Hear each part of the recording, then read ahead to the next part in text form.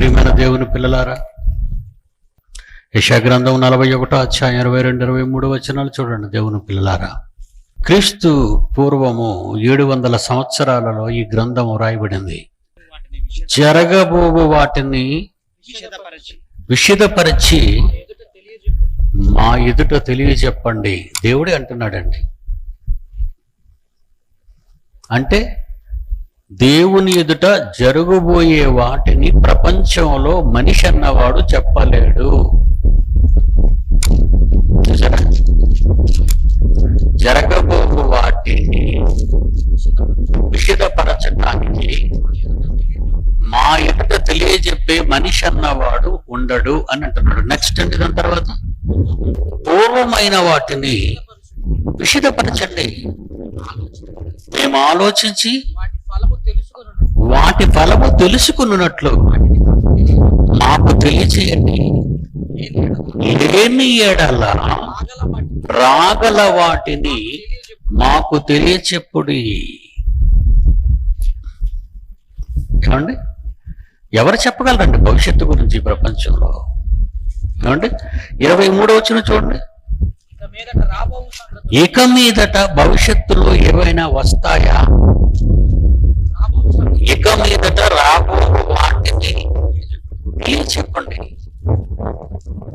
ఇక మీదట రాబో వాటిని తెలియచెప్పండి. ఈ రోజండి శాస్త్ర ప్రపంచం భయపడుతున్నటువంటి భయంకరమైన పరిస్థితులు కొన్నింటిని మీకు ఈరోజు జ్ఞాపకం చేయాలనుకుంటున్నాను. ఏమండి, ఇక మీదట రాబోవు సంగతులను మాకు చెప్పండి అంటున్నాడు దేవుడు. మనుషులు చెప్పగలరా? మనుషులు చెప్పగలరా అని మనుషులు ఎవరు భవిష్యత్తుని చెప్పలేరండి. ఈరోజు శాస్త్ర ప్రపంచం కొన్నిటికి భయపడుతున్నారండి. అదే ఆస్ట్రాయిడ్స్ అని భూమికి చాలా దూరంలో అంతరిక్షం అంతా కూడా వ్యర్థ పదార్థాలు, అంటే కొండలంతా పెద్దవండి. మహాపర్వతాలు ఎంత పెద్ద ఉంటాయో భూమి మీద, మహాపర్వతాలు ఎంత పెద్ద ఉంటాయో అంత పెద్దవి ఈరోజు శూన్యంలో అంతరిక్షంలో తిరుగుతున్నాయి. వ్యర్థ పదార్థాలు అంటారు వీటిని. పేలిపోయిన నక్షత్రాల నుండి విడిపోయినటువంటి వ్యర్థ భాగాలు, మండి మండి మండి విడిపోయిన భాగాలు, అవి ఎంత పెద్దవంటే శ్రీలంక ప్రపంచ పటంలో శ్రీలంక మనకు ఎలా కనబడుతుందో ఒక చిన్న వంకాయ రూపంలో, అలాగే ఆస్ట్రేలియా ఖండం అంత వరకు వింటున్నారు కదా, ఆ గాలిలో అంతరిక్షంలో తిరిగేవి, అంతరిక్షంలో తిరిగేవి మన ఇండియా కింద ఉన్నటువంటి శ్రీలంక ఎంత పొడవు వెడల్పు, ఒక పొడవాటి ఆకారం కలిగి ఉంటుందో, ఆనపకాయ మాదిరిగా, ఆనపకాయ అని ఒకటి ఉంటుంది, ఆ మాదిరిగా ఉంటుంది శ్రీలంక. ఆ సైజు నుంచి ఆస్ట్రేలియా ఖండం అంత సైజు, అంత పెద్ద ఆస్ట్రాయిడ్స్ అంతరిక్షంలో తిరుగుతున్నాయండి. వాటి గురించి భయపడుతున్నారు ఈరోజు శాస్త్రవేత్తలు. ఏమిటా భయం అని మీరు అనుకుంటున్నారా? అవి ఎప్పటికైనా ఈ భూగోళాన్ని గుద్దే అవకాశం ఉంది. అవి ఎప్పటికైనా ఈ భూగోళాన్ని గుద్దుకుంటాయి. దానితో ఈ ప్రపంచమే నాశనం అవుతుంది అని అనుకుంటున్నారు. నెంబర్ 1 అంటే ప్రాముఖ్యమైన వాటిని చెప్తున్నాను మీకు. ఇక రెండవది అగ్నిపర్వతాలు. భూమి పైన మీరు చూస్తున్నారు, అంతా 3 అంతుల నీరుంది. భూమి పైన 3 అంతుల నీరుంది. 1 వంతు మాత్రమే మీకు ఆరిన నేల కనిపిస్తుంది. ఆ ఆరిన నేల క్రింద కానివ్వండి, 3 అంతుల మహాసముద్రాల లోపలి భాగం కానివ్వండి, అదంతా నేలే. దాని లోపల భయంకరమైన అగ్ని మండిపోతూ ఉంటుంది. ఈ మంటలలో నుంచే ఈరోజు సునామీలు, భూకంపాలు ఆరంభమవుతున్నాయని వాళ్ళు లెక్కలు కట్టుకుంటున్నారు శాస్త్రవేత్తలు. కానీ అలా లోపల మండుతున్న భూగోళంలో, లోపలి భూమి లోపల భాగాలలో ఆ మండుతున్న మహా అగ్నిగుండం అది. కానీ పైనంతా మనం చూస్తే మూడొంతుల నీరు నీలంగా, ఎన్నో అరణ్యాలు పచ్చగా మైదానాలు, ఎన్నో ఎడారులు ఇసుక నేలలు, ఎన్నో దేశాలు కనబడుతున్నాయి. కనుక అలా మండుతున్న లోపలి భాగం ఏదో ఒక రోజున కొండలు బద్దలై, భూమి బద్దలై బయటకు వస్తే మానవాళికి నాశనం తప్పదు అనేది ఒకటి ఆలోచించారు. మరో విచిత్రమైంది ఒకటి చెప్పమంటారా? మరో విచిత్రమైంది, మనిషి తనకు సహాయం చేయాలని మరమనిషిని కనుగొన్నాడు. మనిషి తనకు సహాయం చేయాలని మరమనిషిని, ఇంగ్లీష్లో రోబోట్ అంటారు వీటిని. అంటే సుమారు 1000 సెంటీగ్రేడ్స్లో కాలుతున్న అగ్ని, ఆ అగ్నిలో ఇప్పుడు స్టీల్ ప్లాంట్ ఉందనుకోండి, స్టీల్ ప్లాంట్, అందులో ఐరన్ కరిగిపోతుంది, నీళ్లులా కరిగిపోతుంది. అందులో ఐరన్ కరిగిపోతూ ఉంటుంది. అంత భయంకరమైనటువంటి వేడిమి. అంత వేడిమిలో ఆ ఫ్యాక్టరీలో, స్టీల్ ఫ్యాక్టరీలో పనిచేయాలంటే మనుషుడు దగ్గరకు వెళ్ళి పని చేయలేడు, మాడిపోతాడు. అందుకే రోబోల్ని కనుక్కున్నారు ప్రపంచ దేశాలు. ఈ రోబోలు ఎంత వేడైనా సరే అక్కడికి వెళ్ళి పని చేస్తూ ఉంటాయి. చివరికి వీళ్ళు పని చేయలేని దగ్గర నుండి, మేము అక్కడ పని చేయం కనుక అక్కడ మనుషులు తయారు చేసిన ఒక మరమనిషి కావాలి అనుకున్నారు. ఆ తర్వాత రెండోది, ఇళ్లల్లో పనిచేసినంత వరకు వాటిని కనుగొన్నారు. అవి కాఫీ తెస్తాయి, అవి మంచినీళ్ళు అందిస్తాయి, అవి భోజనాలు వడ్డిస్తాయి. అంటే మనుషులు లేని కారణంగా, వాళ్ళ దేశంలో మనుషులు లేని కారణంగా వీళ్ళు చెప్పినట్టుగా వినేటటువంటి మరమనుషులు తయారు చేసుకున్నారు. ఇందులో జపాన్ ప్రథమ స్థానంలో ఉంది. ఇలా అనేక దేశాలు, అగ్రరాజ్యాలుగా పిలువబడుతున్నటువంటి అమెరికా కానివ్వండి, చైనా కానివ్వండి, జపాన్ కానివ్వండి, జర్మనీ కానివ్వండి, అగ్రరాజ్యాలలో ఇలాంటి మరమనుషులు తయారై ఉన్నారు. వీళ్ళ వలన ఎప్పటికైనా మానవాళికి ప్రమాదం ఉంది అని శాస్త్రవేత్తలు అంచనా వేశారండి. అంటే మనిషికి, భూమి మీద బ్రతికే మనిషికి ఎవరి వలన ప్రమాదం పొంచి ఉంది అని అనుకుంటున్నారంటే ఇదిగో వీళ్ళ వాళ్ళనే అని. అలా మనిషి ఊహించి కొన్ని సినిమాలు తీశాడు హాలీవుడ్. కొన్ని సినిమాలు తీశాడు. ఒకటి ఆస్ట్రాయిడ్స్ ఉన్నాయి ఆకాశంలో. ఈ ఆస్ట్రాయిడ్స్ తిరుగుతున్నాయి. ఆస్ట్రాయిడ్స్ అంటే తెలుగులో ఏమంటున్నారు వాటిని? గ్రహశకలాలు అంటారు తెలుగులో వీటిని. ఈ ఆస్ట్రాయిడ్స్ ని గ్రహశకలాలు అంటారు. ఇవి ఎప్పటికైనా భూమి మీద పడిపోతాయి అని వాళ్ళ ఊహ.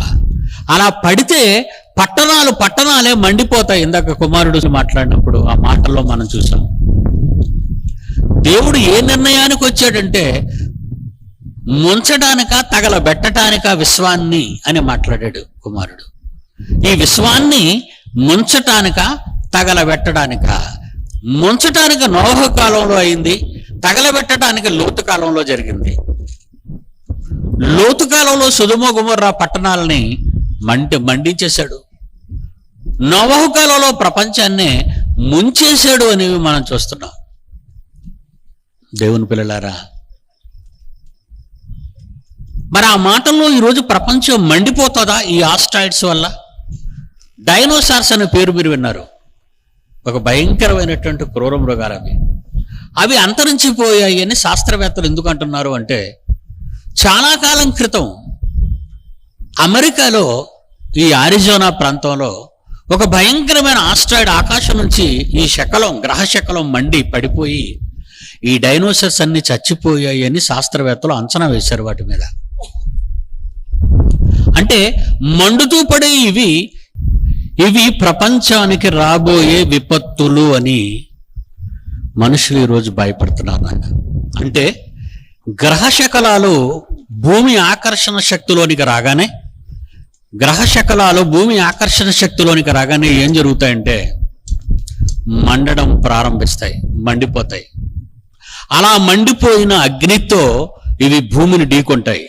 అలా ఢీకుంటే మనుషులు చచ్చిపోతారు అనేది ఈరోజు ఆలోచిస్తుంది ఈ శాస్త్ర ప్రపంచం, భయపడుతుంది. ప్రియమైన దేవుని పిల్లలారా, మీరు నమ్ముకున్న లేదా మనం నమ్ముకున్న ఈ బైబిల్ ఎంత గొప్పది అని మనం అనుకుంటే, ఒకసారి బైబిల్ ఉన్నవాళ్ళు యోవేలు గ్రంథం 2వ అధ్యాయము, యోవేలు గ్రంథము 2వ అధ్యాయము 3వ వచనం దయచేసి చూడండి. వాటి ముందర అగ్ని మండుచున్నది, వాటి వెనుక మంట కాల్చుచున్నది. మీరు ఇప్పుడు మీరు కాలుతో మండుతున్న వాటిని చూశారు మీరు. వాటి ముందర ఏమవుతుందట? వాటి ముందర అగ్ని కాలుచున్నది, వాటి వెనుక మంట కాల్చుచున్నది. కిందకి చూడండి. అవి రాకమునుపు భూమి ఏదైనా మనం అలా ఉండేది, అవి వచ్చిపోయిన తరువాత తప్పించుకునినదేది జీవన్నది ఉండదు, భూమి ఎడారిగా మారిపోయి పాడైపోతుంది అంటున్నాడు. చూడండి ఎంత వండరండి. ఈరోజు మనిషి ఏమనుకున్నాడు? తన భవిష్యత్తు తనకు తెలుసు అని ఊహించుకున్నాడు. ఈరోజు వాడు అంచనాలు వేస్తున్నాడు. కానీ అంచనాలు దేవుడు ఎలా చెప్పాడో ఒక్కసారి చూడండి. అంటే సుమారు 500 సంవత్సరాల క్రితం యోవేలు ప్రవక్త ఇశ్రాయేలీయులలో ఉన్నాడు. యోవేలు గ్రంథం 2వ అధ్యాయం 3వ వచనంలో వాటి ముందర అగ్ని మండుచున్నది, వాటి వెనుక మంట కాలుచున్నది. అవి రాకమునుపు భూమి ఏదేను వలె ఉంది, అది వచ్చిపోయిన తరువాత తప్పించుకున్నది ఏదియూ లేక ఎడారిగా మారిపోతుంది అంటున్నాడు. చూడండి. ఏనైనా ఎప్పుడు చెప్పాడు దేవుడు ఈ ఆస్ట్రాయిడ్స్ గురించి? ఆకాశం నుండి అగ్ని కురుస్తుందనా? అవును. ఎన్నో వ్యర్థ పదార్థాలు ఆకాశమండలం అంతరిక్షంలో తిరుగుతున్నాయి. అవి భూమిని ఢీకొనే రోజులు దగ్గరకు వస్తున్నాయి. ఎందుకంటే మనిషి తప్పు చేసి చాలా టూ మచ్గా ప్రవర్తిస్తున్నాడు. ఈరోజు నన్ను ఎదుర్కొనేవాడు లేడు, నన్ను అడ్డగించేవాడు లేడు, నాకు ఎదురు లేదు అని మనిషి విర్రవేగుతున్న ఈ కాలంలో సంభవించే ప్రకృతిలోని భయంకర పరిణామాలు ఏమండి? వాటి ముందర అగ్ని మండుచున్నది, వాటి వెనుక మంట కాలుచున్నది. ఇప్పుడు చూడండి, బైబిల్లో చెప్పాడండి. ఎప్పుడు చెప్పాడండి? క్రీస్తుపూర్వం 3100 సంవత్సరాల క్రితం క్రీస్తుపూర్వం దేవుడు చెప్పాడు, ప్రవక్త ద్వారా చెప్పించాడు. ఇది ప్రపంచానికి రాబోయే విపత్తు, ప్రపంచ భవిష్యత్తు. ప్రపంచంలో భవిష్యత్తులో ఏ ప్రమాదం జరగబోతుందో దేవుడు చెప్తున్నాడు. ఎప్పుడు రాయించాడండి? 2012 + 400 సుమారు లెక్కేయండి. 2412 సంవత్సరాలు అయిందండి ఈనాటికి మాట బైబిల్లో రాయించి. ప్రపంచం తెలుసుకోలేదండి.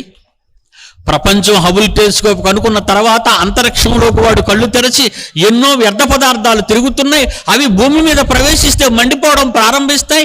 అవి మండిపోతూ కాలుతూ మండుతూ భూమిని ఢీకొంటే భూమి ఎడారిగా మారిపోద్ది అని ఈరోజు శాస్త్రవేత్త భయపడుతున్నాడు. 2412 సంవత్సరాల క్రితమే దేవుడు చెప్పాడన్న నిజాన్ని ఈరోజు మీరు తెలుసుకోవాలి. బైబిల్ చెప్పే ప్రపంచ భవిష్యత్తు గురించి మీరు ఆలోచించారు కదా. ఇప్పుడు ఎంత అమోఘం అండి. యోబు గ్రంథము క్రీస్తుపూర్వం 1800 సంవత్సరాలైంది నాయన. ఎప్పుడు రాయించాడు చూడండి. అక్కడ ఏం రాయబడిందో చూడండి. యోబు గ్రంథము 20వ అధ్యాయం 7వ వచనంలో ఏం రాయబడిందో చూడండి. యోబు గ్రంథము 20వ అధ్యాయము 27వ వచనం. ఆకాశము వారి దోషమును బయలుపరుచును.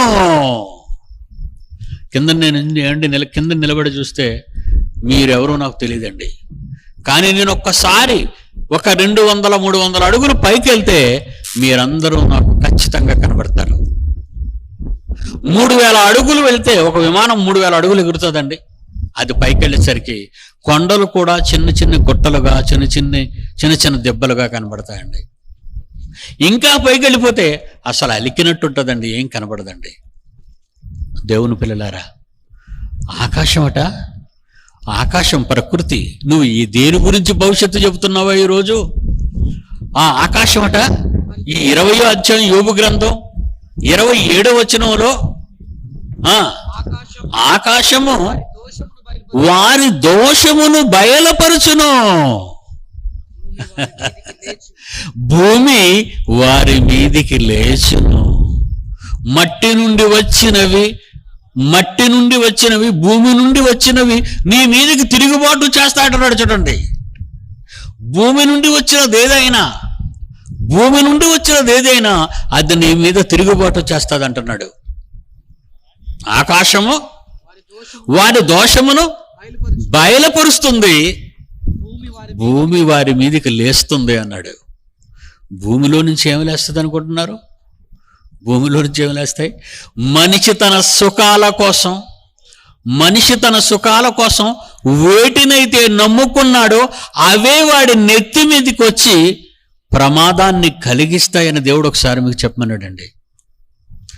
మనుషుడు భూమి మీద దేనినైతే నమ్ముకుంటున్నాడో, దేని కొరకై తన్ను తాను అమ్ముకుంటున్నాడో ఈ సమాజంలో మనిషి, ఏమండి, దేనికోసమైతే నమ్ముతున్నాడో, దేనికోసమైతే తన్ను తాను అమ్ముకుంటున్నాడో అదే నీ మీద పగబడుతుంది. అదే మళ్ళా చూడండి, యోవేలు గ్రంథంలో 2వ అధ్యాయంలో 6వ వచనం నుండి చూద్దామండి. ఒక మహా అద్భుతమైన భవిష్యత్తు దేవుడు అందులో చెప్పాడండి. ఈ యోవేలు గ్రంథంలో 2వ అధ్యాయంలో 6వ వచనం నుంచి జాగ్రత్తగా మీరు ఆలోచించండి. వేటిని నమ్ముకున్నాము, ఏవి మనకి హాని చేయడానికి ఇష్టపడుతున్నాయి? దేనినైతే మీరు నమ్ముకున్నారో అవే మీ మీద తిరుగుబాటు చేసి మీ అంతాన్ని చూస్తాయంటున్నాడు దేవుడు. ఏంటబ్బా ఇవి? దేవుడు చెప్పిన ఈ ప్రవచన వాక్యంలోని భవిష్యత్తు ఏంటారా? ఈ ప్రపంచంలో మనిషి భవిష్యత్తు ఏమవుతుంది, ఈ ప్రకృతి భవిష్యత్తు ఏమవుతుందని అల్లాడుతున్న ఈ జనానికి దేవుడు చెప్పమన్న మాట చదువునన్నా. వాటిని చూచి 2వ అధ్యాయం యోవేలు గ్రంథం 6వ వచనము నుండి, వాటిని చూచి జనములు వేదన నందుదురు, అందరి ముఖములు తెల్లబారిపోతాయి, బలాఢ్యులు పరుగెత్తుతారు. బలాఢ్యులు ఏ రకంగా పరిగెడతారో నీవు నమ్ముకున్నది చేసుకున్నది కూడా అలాగే పరిగెడుతుంది.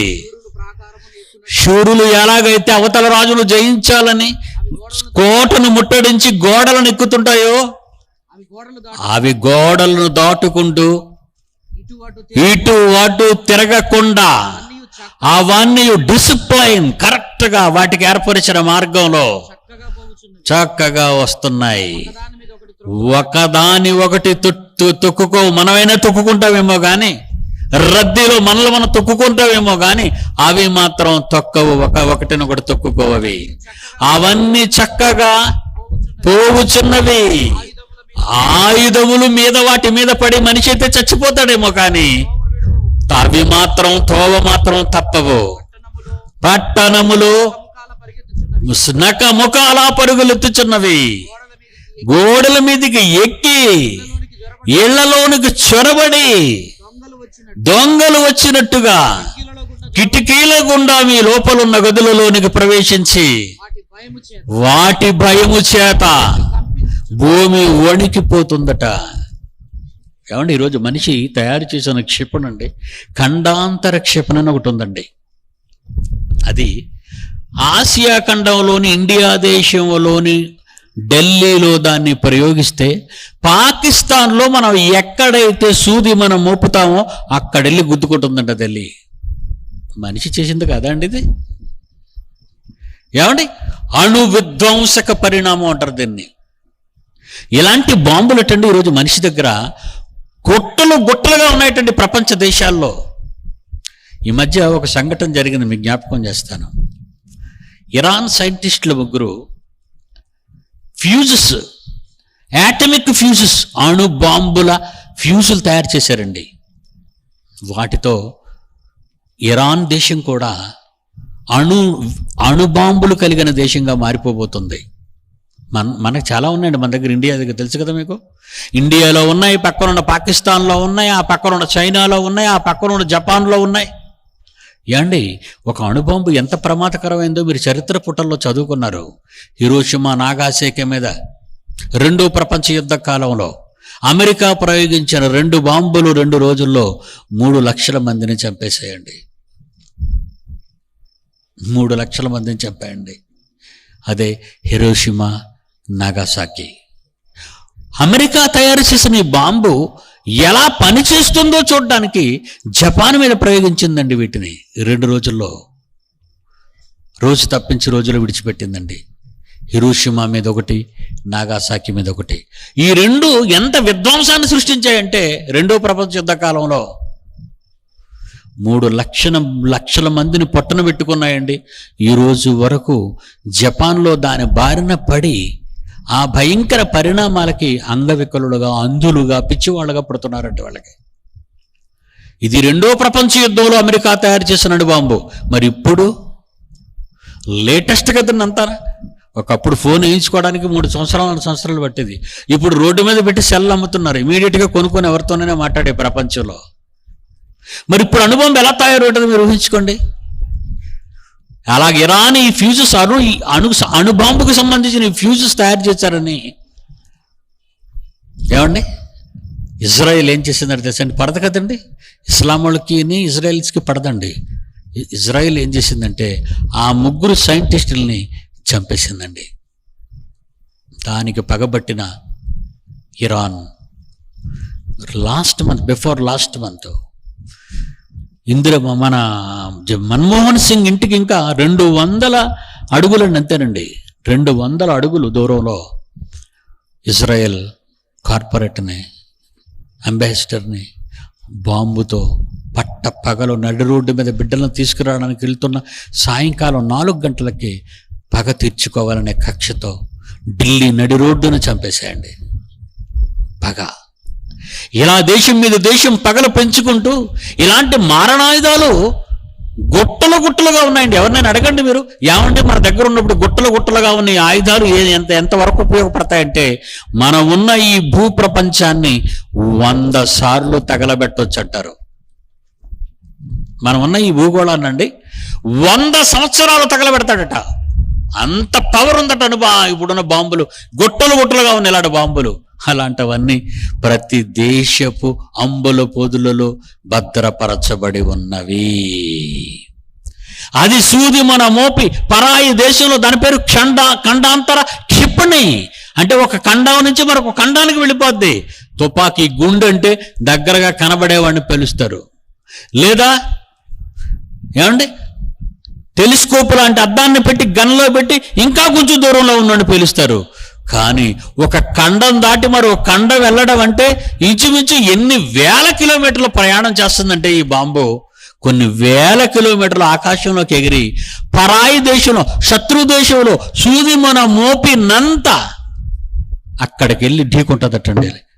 లక్షల మంది చేస్తారు. ఈ ఖండాంతర క్షిపణి ఎలా ఢీకుంటుందో, కొండలను తప్పించుకొని, గుట్టలను తప్పించుకొని అనుకున్న లక్ష్యాన్ని చేరడానికి మానవుడు తయారు చేసిన ఈ బాంబు ఎంత భయంకరమైందో ఒకసారి మీరు చూడండి. ఈ అణుధార్మిక శక్తితో, దీనిలో నుండి వెలువడే అణుధార్మిక శక్తి లక్షల మందిని పట్టున పెట్టుకుంటుందండి. లక్షల మంది చచ్చిపోతారు. ఇళ్లలో ఉన్న వాళ్ళు ఇళ్లలోనే చేస్తారు, రోడ్డు మీద ఉన్న వాళ్ళు రోడ్డు మీదే చేస్తారు. ఇలాంటి విధ్వంసక ఆయుధాలు ఈరోజు మనిషి చేసుకున్నాడండి, వాడు చేసుకున్నది. నేల ఏమైందట? ఎక్కడి నుంచి తీసావు? ఆ బాంబుకు వాడిన పదార్థం అంతా ఎక్కడి నుంచి తీసావని అడగండి.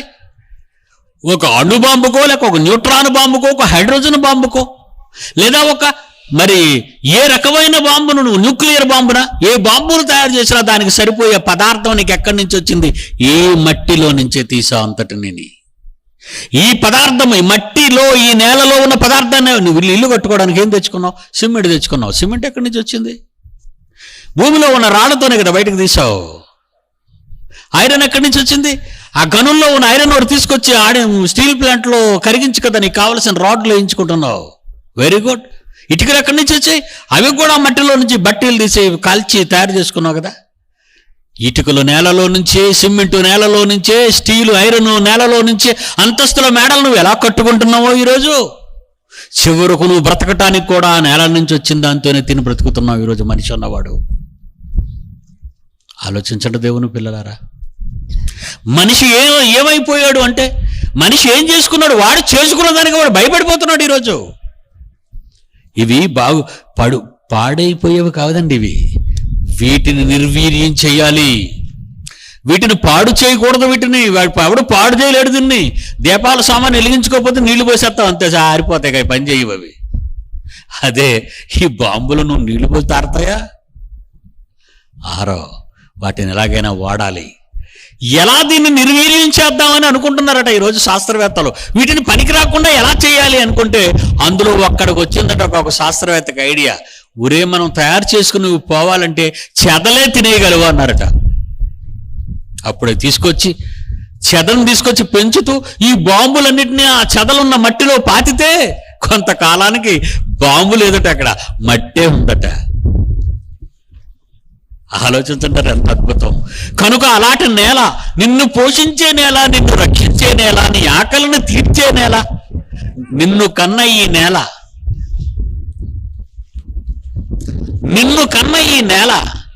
నిన్ను చంపటానికి సిద్ధపడుతున్నట్టున్నాడు. చూడండి ఒకసారి యోబు గ్రంథం 20వ అధ్యాయం 7వ వచనం చూద్దామండి, 27వ వచనం చూద్దామండి. What a wonderful word. ఆకాశము వారి దోషమును బయలుపరుస్తుంది, భూమి వారి మీదికి లేచుతుంది. దేవుడు చెప్పాడండి భవిష్యత్తు. మనిషి చేసిన ప్రతి దౌర్భాగ్యానికి, నీచ నికృష్టమైన కార్యానికి దేవుడు చూపించాడండి. దేవుడు చూపించాడు. దేవుడు చెప్పాడు భవిష్యత్తు. బైబిల్లో ఉందండి. చాలా మంది బైబిల్లో తప్పులు చూపిద్దాం అనుకున్నారు. అర్థం కాని వాడికి అన్ని తప్పులేనండి. అర్థం కాలేదనుకోండి ఏమంటాడు? అర్థం కాలేనాడు ఏమండి? వాడు ఐఏఎస్ అయ్యాడంటే నేను ఐఏఎస్ అయ్యాను అంటాడు. ఐఏఎస్ అవలేనుడు ఏమంటాడు? అదేమో ఐఏఎస్ పానవండి అంటాడు. ఎందుకంటే వీడు మున్సిపాలిటీ పెడితే ఆపేశాడు చదువు. ఐఏఎస్ అయిన వాడిని ఎందుకు వీడు కొనియాడలేకపోతున్నాడు? కనుక మనిషి ఈరోజు ఏమన్నాడు బైబిల్ని? ఎన్నో తప్పులు ఉన్నాయి అంటున్నాడు. తప్పులున్నాయి అన్నవాడిని అందరినీ ఓడించేస్తాడు, అందులో అనుమానం ఏం లేదు. ఎందుకంటే ఎంత పరిశోధన ఎవరికి ప్రపంచంలో బైబిల్ మీద చేయలేదండి ఈ రోజు వరకు. అమెరికాలో కానివ్వండి, ఇంగ్లాండ్లో కానివ్వండి, ఆస్ట్రేలియాలో కానివ్వండి, బైబిల్పై ఇంత పరిశోధన చేసిన మొట్టమొదటి దేశం మన ఇండియా అండి. మనం ఇండియన్స్, నేనుగానే చేశానండి ఇది. ఆలోచించంటారా? ఇకపోతే మరొకటి ఏంటండి, తాను చేసింది నెత్తి మీదకి వస్తుందండి. అదేంటి తెలుసా? వీడొక మర మనిషిని చేసుకున్నాడండి.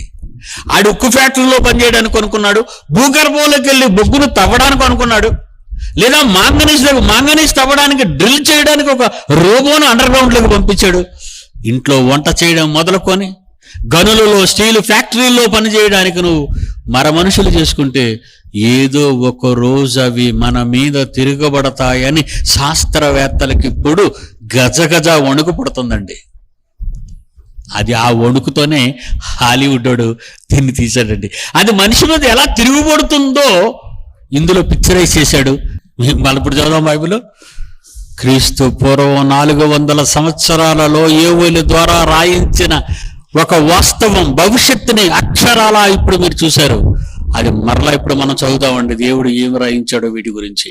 కమాన్, యోవేలు గ్రంథం 2వ అధ్యాయం 6వ వచనం. ఇప్పుడు మీరు వీటిని చూడండి, చూశారు కదా. ఇప్పుడు మీరు బుర్రలో ఈ వాక్యాన్ని చదువుతూ ఆలోచించండి. కమాన్. వాటిని చూసి జనములు వేదన నందుదురు, అందరి ముఖములు తెల్లబారిపోతాయి, బలాఢ్యులు పరుగెత్తునట్లు అవి పరుగెత్తుచున్నవి, సూర్యులు ప్రాకారములు దాటునట్లు అవి గోడలు దాటుచున్నవి, ఇటు అటు తప్పిపోకుండా అవన్నీ ఒకే మార్గంలో చక్కగా పోవుచున్నవి, నిన్ను తినేయడానికి చక్కగా పోవుచున్నవి. ఒకదాని మీద ఒకటి తొక్కులాడు కనుక మనమైనా తొక్కేసుకుంటావేమో గాని అవన్నీ చక్కగా పోవుచున్నవి. ఆయుధముల మీద పడినా అవి త్రోవ మాత్రం వదలవు, పట్టణములు నకముఖముల పరిగెత్తుచు, గోడల మీద కెక్కుచు, ఇళ్లలోనికి దూరుచు, దొంగలు వచ్చినట్లుగా కిటికీల గుండా చొరబడుచున్నవి. వాటి భయము చేత భూమి కంపించుచున్నది. మనుష్యులకి గతి ఎందుకు పట్టిందని. నేల, దానికి వాడని మెటీరియల్ అంతా ఎక్కడి నుంచి తెచ్చాడు ఈ జపాన్ వాడు. దానికి రూపం తయారు చేయడం, మనిషిని తయారు చేయడానికి దానికి వాడిన పదార్థం చిప్ ఎక్కడి నుంచి తెచ్చాడు? సిలికాన్. అంతే కదండి. చిప్పులు దేంతో చేస్తారంటే సిలికాన్. అవన్నీ నేలలో ఉన్నాయండి. ఇవన్నీ బయటికి తీసి ఏం చేసుకున్నావురా పిచ్చోడా? ఇవన్నీ మీద ఎక్కించుకున్నావా? వంట చేయడానికి ఓపిక లేదని పని చేయవా? దేవుడు పని చేయని ఏ ఒక్కడికైనా భవిష్యత్తులో పట్టే గతిది. అగ్ర రాజ్యం అని చెప్పుకుంటున్నారా తప్ప లోపల గజగజలాడిపోతున్నారన్న సంగతి ప్రజలకు తెలియనివ్వరర్రా. ప్రతివాడు అగ్ర రాజ్యం అని చెప్పుకుంటున్నాడు ఈరోజు శాస్త్రీయంగా. కానీ ఈరోజు వాడు గజగజ వణికిపోతున్నాడు. వాడే చేసుకున్నాడు తిన్ని, వాడే చేసుకున్నాడు. సృష్టికర్తను మరిచిపోయాడు. రోమీలకు రాసిన పత్రిక. సృష్టం దగ్గరికి వెళ్ళిపోయాడు. సృష్టింపబడిన దాని దగ్గరికి వెళ్ళాడు. సృష్టికర్తను వదిలాడు. సృష్టింపబడిన దాని దగ్గరికి వెళ్ళాడు. వెళ్ళి ఏం చేశాడట? రోమీలకు రాసిన పత్రిక 1వ అధ్యాయము 25వ వచనం తీయండి ప్రియులారా. రోమీలకు రాసిన పత్రిక 1వ అధ్యాయము 25వ వచనము. దేవుని సత్యమును అసత్యమునకు మార్చి సృష్టికర్తకు ప్రతిగా దేవుడు సృష్టించిన ఈ సృష్టమును పూజించి సేవించారు. ఎక్కడి నుంచి వచ్చింది నీ కరెన్సీ నోటు? అబ్బా, 1000 రూపాయల నోటు ఎర్రగా ఉంది, గాంధీ తాత ఉన్నాడు అనుకుంటున్నావు. ఎవరు చేశారు దీన్ని? నువ్వే కదా బిడ్డ, నువ్వే కదా చేసుకున్నావు ఈ కాగితాన్ని. కాగితం ఎక్కడి నుంచి వచ్చింది? చెట్లలో నుంచి. మొక్కలున్నాయే అవి చెట్లయితే వాటిని తీసి కాగితాన్ని చేసి రంగులు ఎక్కడి నుంచి వచ్చాయి? అవి కూడా చెట్లలో నుంచే బిడ్డ. కాగితాన్ని తీసావు, రంగులు తీసావు. అమెరికాలోనైతే ప్రముఖుడైన ఆయన ఎవరంటే అబ్రహాం లింకన్ లేదా వాషింగ్టన్ ఫోటోలు ఉంటాయి. ఇండియాలోనైతే గాంధీ ఫోటో ఉంటుంది. వెనక పక్క పార్లమెంట్ ఉంటుంది. ఈ రంగు కాగితాన్ని చేసుకున్నావయ్యా నువ్వే చేసుకున్నావు ఈ రంగు కాగితాన్ని. మరి ఎందుకు చచ్చిపోతున్నారు వీళ్ళంతా? దేనికి? అతని అన్నయ్య కొడుకు అతన్ని చంపాడు. ఆ రంగు కాగితాల కోసమేనర్రా. విదేశాల నుండి కోట్లాది రూపాయలు ఇండియాలో ఉన్న అమాయకులు ఖర్చు పెడతానని చెప్పి లక్షల కోట్లు తెచ్చేసుకున్నారు ఈ దేశానికి డబ్బు. ఆ డబ్బుతోనే వాళ్ళ మధ్య వైరం వచ్చింది. ఆ వైరంతోనే 15 లక్షల రూపాయలని బ్యాంకు నుంచి బయటకు తీసుకొస్తూ మార్గ మధ్యంలోనే తన కొడుకే చంపేశాడు. ఇంతకీ ఇతను చంపింది కొడుక, రంగుల కాగితాల కట్టల? మీరు చెప్పండి ఇప్పుడు. రంగుల కాగితాల కట్టలు నువ్వే చేసుకున్నావు. ఎందుకు బంగారానికి అంత విలువ ఇచ్చావు? ఎందుకు కరెన్సీ కట్టలకు అంత విలువ ఇచ్చావు? ఎందుకు ఐరన్కి అంత విలువ ఇచ్చావు? ఎందుకు ఆకాశహర్మ్యానాటి భవంతులకు అంత విలువ ఇచ్చావు? ఎందుకు ఈ నేలలో 100 ఎకరాలు నావి 1000 ఎకరాలు నావి కబ్జాలు చేస్తున్నావు? సృష్టికర్తకు ప్రతిగా నువ్వు సృష్టించిన సృష్టాన్ని, దేవుడు సృష్టించిన సృష్టాన్ని పూజించావు. ఈ ప్రకృతి అంతా నీ కాళ్ళ కింద పెట్టాడు దేవుడు. ఆయనకు భయపడటం లేదు, సిరుగు సుక్కకు భయపడిపోతున్నావు. ఏమండి? కన్న తండ్రికి భయపడవు, సృష్టిని సృష్టించిన సృష్టికర్త అంటే నీకు భయం లేదు. సిరుగు సుక్క అంటే భయం, చిన్న గాలంటే భయం. దేవుని పిల్లలారా, రేపు ముగింపు భవిష్యత్తు మాట్లాడుకుందాం. కళ్ళు మూసుకుని అందరూ ప్రార్థన చేస్తాను. ప్రేమ కలిగిన మా తండ్రి, మీ పిల్లల కోసం మీ మంచి మాటలు, బైబిల్ చెప్పిన ప్రపంచ భవిష్యత్తు సందర్భాలు జ్ఞాపకం చేశాను. మీరు ఎప్పుడూ రాయించారు తండ్రి, ఈ సమాజానికి అది తెలీదు, అందుకే చెప్పాను. వీరు కేవలం మీ మాటలు విని మరిచిపోయేవారుగా ఉండకూడదని, ఆత్మను రక్షించగలిగే మీ జీవపు మాటలు ప్రకారంగా బ్రతకాలనే ఈ మాటలు చెప్పాను. మరి ఈ మానవీ ప్రాంతంలో మరి నా పిల్లలైన వారు ఎందరో ఈ కర్నూలు పరిసర గ్రామాల్లో ఉన్నవాళ్ళు సుమారు 13 లక్షల ఖర్చుతో ఈ మహాసభలు నిర్వహించారు. వారిని, వారి ఇళ్లను, వారి పిల్లల్ని, వారి భార్యల్ని చల్లగా కాపాడండి. రేపటి దినము చివరి దినం మేమంతా కలసికట్టుగా కూర్చొని మహాజ్ఞానపు అంచులలోనికి వెళ్ళగలుగుటకు మాకు సహాయం చేయండి. ప్రపంచవ్యాప్తంగా ఎన్ని దేశాలైతే ఈ ప్రత్యక్ష ప్రసారాన్ని తమ దేశాల్లో తమ ఇంటిలో కూర్చుండి వీక్షిస్తున్నారో వాళ్ళందరినీ కాపాడండి. యేసునామాన్ని ప్రార్థన అడుగుచున్నాము తండ్రి, ఆమేన్. మన తండ్రి అయిన దేవుని ప్రేమ, కుమారుడైన యేసుక్రీస్తు వారి కృప, పరిశుద్ధాత్మ దేవుని అన్యోన్య సహవాసం సదా మందరికీ తోడై నడిపించునుగాక. ఆమేన్.